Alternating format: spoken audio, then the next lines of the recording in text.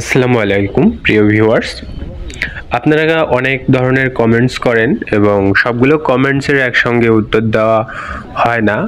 প্রত্যেকটা বিষয়ে আলাদা আলাদা টপিক করে ভিডিও দেওয়া উচিত এবং তাহলে আপনারা বিস্তারিত একটা বিশেষ সম্পর্কে ধারণা পাবেন বা বুঝতে পারবেন। সো যাই হোক, আমি যেহেতু নিয়মিত বর্তমানে ভিডিও ছাড়তে পারতেছি না, আমি চেষ্টা করব এখন থেকে রেগুলার ভিডিও দেওয়ার। এবং রিসেন্ট কয়েকদিন আগেও আমি একটা ভিডিও ছেড়েছি এবং সেটাতেও বলেছি যে খুব শীঘ্রই আমি রেগুলার ভিডিও দেওয়া শুরু করব এবং সেটা অলরেডি স্টার্ট করেছি। ভিডিও আমার অনেকগুলোই তৈরি করা আছে বিভিন্ন বিষয়ের উপর, টপিকের উপর। আমি সেগুলো আস্তে আস্তে ভিডিওগুলো ছাড়ার চেষ্টা করব।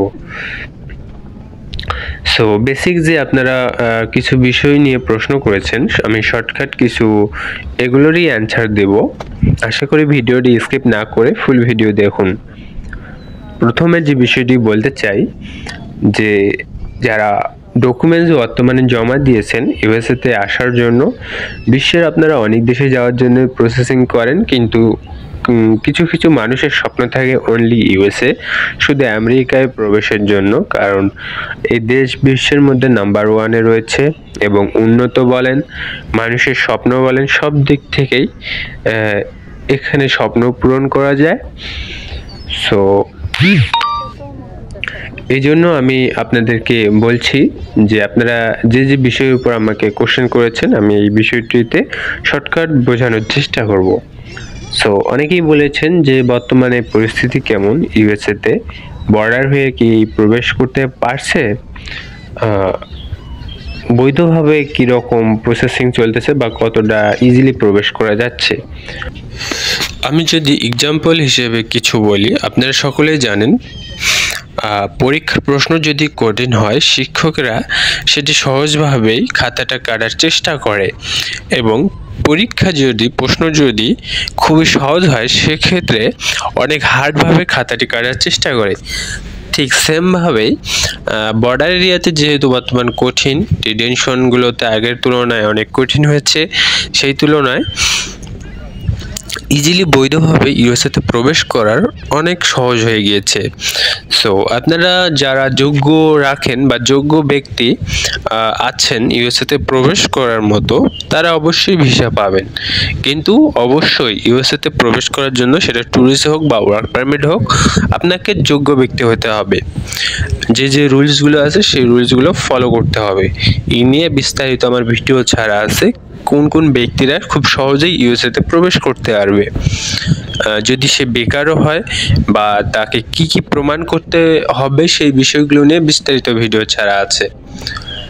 দ্বিতীয় হচ্ছে, আপনারা যারা মেক্সিকো হয়ে প্রবেশ করতেছেন, অনেকে বলতেছেন যে আমরা একাই কি প্রবেশ করতে পারবো কি না। সো আমি এই বিষয়ে বিস্তারিত অন্য একটি ভিডিওতে বলবো। আর এই বিষয়ে আমি শুধু সিম্পলি বলতে চাই, হ্যাঁ অবশ্যই পারবেন, কিন্তু মেক্সিকোতে আপনাকে কিছুদিন স্টে করতে হবে, সেখানে থাকতে হবে এবং পজিশন বুঝতে হবে, এরিয়া সিলেক্ট করতে হবে এবং সময় মতো আপনাকে এন্ট্রি নিতে হবে। সো মেক্সিকো থেকে সব জায়গা থেকেই কিন্তু আমেরিকাতে প্রবেশ সহজ নয়। সো এই বিষয়ে আপনাকে বিস্তারিত ঘাটাঘাটি করতে হবে এবং একদিনে আপনি যে মেক্সিকোতে আজকে আসলেন, কালকে ইউএসএতে যাওয়ার জন্য ট্রাই করতেছেন নিজে নিজে, এটা সম্ভব হবে না। হবে কিন্তু খুবই কঠিন হবে এবং বিপজ্জনক। কারণ কিছুদিন থাকলে সেখানে আপনি কিছু বুঝতে পারবেন, পরিবেশ পরিস্থিতি। সো আমি কি বোঝাতে চেয়েছি, আশা করি আপনারা বুঝতে পেরেছেন। একা একা প্রবেশ করা যায়, কিন্তু একটু রিস্ক থেকে থাকে। কারণ আমিও একা একই প্রবেশ করেছি, আমি মেক্সিকোতে এসে এজেন্ট ধরি নাই। সো এটাই বোঝাতে চাচ্ছি যে আপনারা অবশ্যই প্রবেশ করতে পারবেন, কিন্তু যারা ভালো ফ্যামিলি থেকে এসেছে এবং রিস্ক নিতে চায় না, তারা এজেন্সি ধরতে ভালোবাসে এবং ইজিলি তারা মুভ করতে পারে।